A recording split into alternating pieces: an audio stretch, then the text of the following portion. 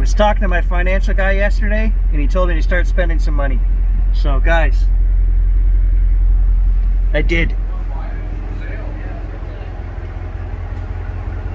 What do you think?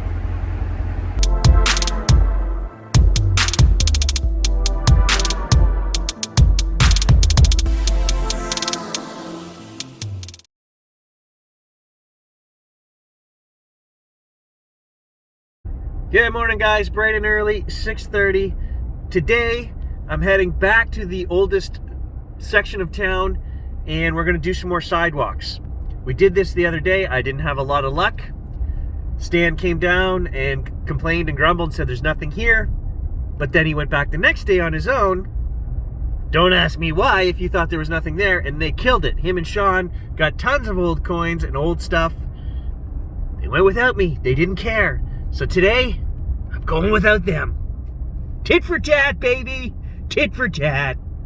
So it very well could thunderstorm this morning, but here we are, you know, 120-year-old church, and we're gonna do all these curbs and sidewalks all the way around it today. I don't know where to go. I know, again, we're in the oldest section of town. Could find anything. Let's get at it. It's bright and early on a Sunday morning, so as you can see, the streets are deserted. Perfect time to not be bothered by people going, "What are you doing? Digging up the city sidewalks?" Yeah, I am. So I dug this and I was like, garbage, junk. But then I flipped it over and it's actually jewelry of some kind. It's like gold plated. Brass, old, with a gold plate and a design. And then you can see the top here where it was holed, where it was connected. I don't know, maybe an earring? I don't know. Ew, bummer. Oh, an old Pepsi cap. Well, I've learned up here, guys, that a solid 21, they're bottle caps, Sprite, and it's just crushed right flat. I dig them because it could be a coin too. But mostly solid 21 bottle cap. Great example, the next hole, solid 21. See, that's why you gotta dig everything, because then you wouldn't find this glorious piece of junk, right? You'd just assume bottle cap, and you would totally rob yourself of the pleasure of finding whatever junk that is. Also, a solid 21. No idea what it is. Okay, so you guys can see the truck right there. So I've come all the way up past the church and all the way to here. This is the first old coin that I found. I got about 16 pennies. This is a George, so it'll be 1940s, so still not silver, but older. All right, guys, so you can see signs right here. I made it far enough down the street. There's the church where Stan and Sean were digging. I saw some holes. And then I thought, well, I'm going to try it anyway. And sure enough, these guys left stuff behind. There's a 1937. Right here in the middle, you know, not hidden by anything. Solid signal. I don't know why they didn't dig that. Well, there's another one for the collection.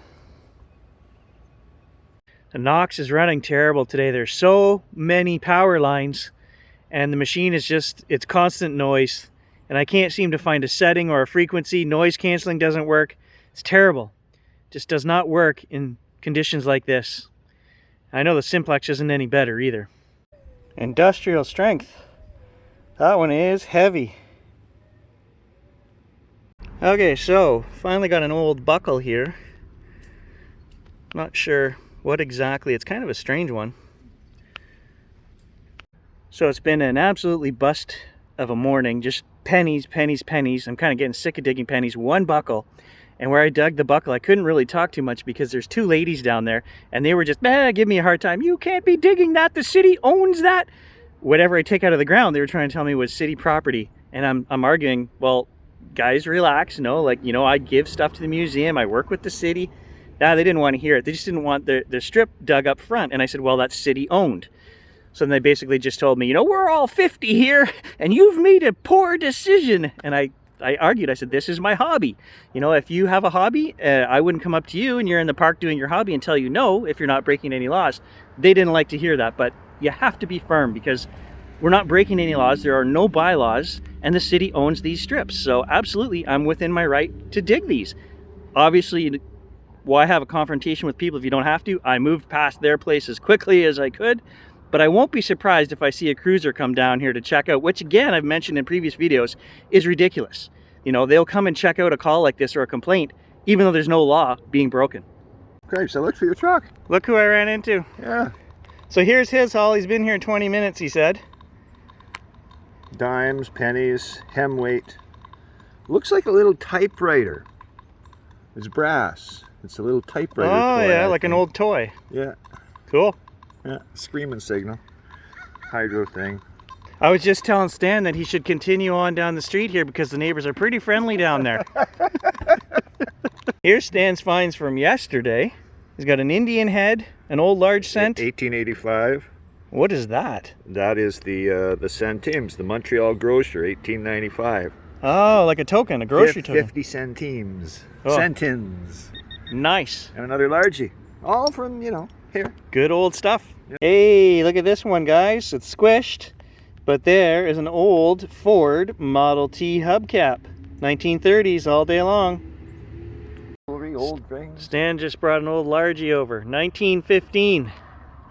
Good find, buddy. Yeah. Let's get more. Well, the rain is here. I don't know if it's going to stop or not. And the junk that I'm finding is not really enough to keep me out here in a thunderstorm. So maybe I might call it. We'll see. If this doesn't let up in a few minutes, this might be the end of today's hunt. I've got 2 hours to kill, and Kaylee and Gage are with me, so we are going to detect this field. We've done it 100 times with John.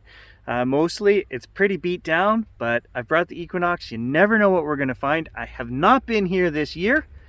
Let's do it and see what we get. There was turn of the century goods here, like even some World War II badges, coins right back to the early 1900s. Is there anything left? I don't know. All right, 5th hole. There are still coins here. It's just a copper, but it was down there. It's probably an old one. Well, 1947. So we've missed a few. All right, a couple holes later, there's another one. Well, that one's American, 1948. Well, that just goes to show, guys, we've been digging in this field hardcore for 5 years. And every season we say, oh, that's it, it's finished. But I haven't been here all year, and the frost in the spring pushes new stuff up. No place, I don't think, is ever truly detected out. There's always something new to find. I mean, literally, I'll show you guys how far I've made it from the car. And I found 2 1940s pennies right here. We've done this 100 times, this section. So if you guys didn't watch the earlier videos, there's a church right across the road, right there, 1885.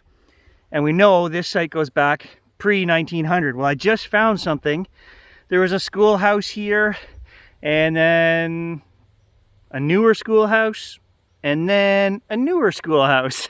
I just found something that is probably late 1800s, turn of the century. Nothing super exciting, but it's just proof.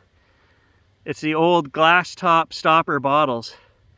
Those are old. Obviously it's broken, but you know, maybe that was medicine for the school kids here, you know?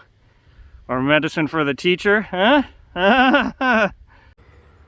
Well, I was trying to chop the dirt out of it and it broke in half, but you see that beautiful greeny blue color there? That's what 100-plus-year-old glass looks like when it's been out in the elements or buried in the ground. So it's definitely very old. All right, another oldie, 1940 American. Okay, here's another old wheat cent. Let's see if we can get a date off of it. Yeah, 1945. Another old one. I wasn't going to dig this one. Solid 13 bottle cap. But it's not a bottle cap. I think it's a really old button. Look at that. That's why we got to dig all those bottle cap signals, guys. Let's clean that off. That might be military. I have found some military stuff here before. Yeah, it's a two-piece. Let's spritz it off. Wow, look at that. There's a lion in there, and I think there might even be another lion on top. So 2 lions. There might be writing in this ribbon on the bottom, but I can't make out what it is. That is really cool. That's old. That's probably 30s or 40s. That's going to require some research. Awesome. So a really cool piece of history, and that was not a hidden signal. It was only down there 3 inches, loud and clear as could be, but everybody has just skipped over that one over the past 6 years that we've been coming here because it sounded like a bottle cap. So there you go. You gotta dig them all, right guys? We did it! We were just digging here, we couldn't find it. We said, oh, maybe not. And then look at what we just turned over. That is my favorite little silver Canadian coin to find. The Canadian 5-cent fish scale. These are tiny. So Brad on mountain metal detecting, he had a dime. It was like twice the size of this, and he said, I think that's a fish scale. No, they're tiny, Brad. Very, very tiny. Anyway, let's clean this up and get a date. That makes my day. Yeah, thanks guys. No, don't eat my coin, Gage.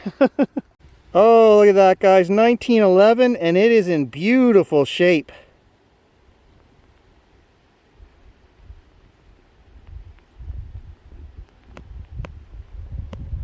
Beautiful shape. More holes? Now she wants to keep digging because we found silver. I just said this is the last hole, but you know what? I agree. 2 more holes. We should have quit while we were ahead. There's the last 2 holes. An old nail and a kid's watch band. But I really am surprised at how many old coins I found today, and we have to check out that button as well. So thanks for joining us, guys. We'll catch you in the next adventure. And the hoard keeps growing.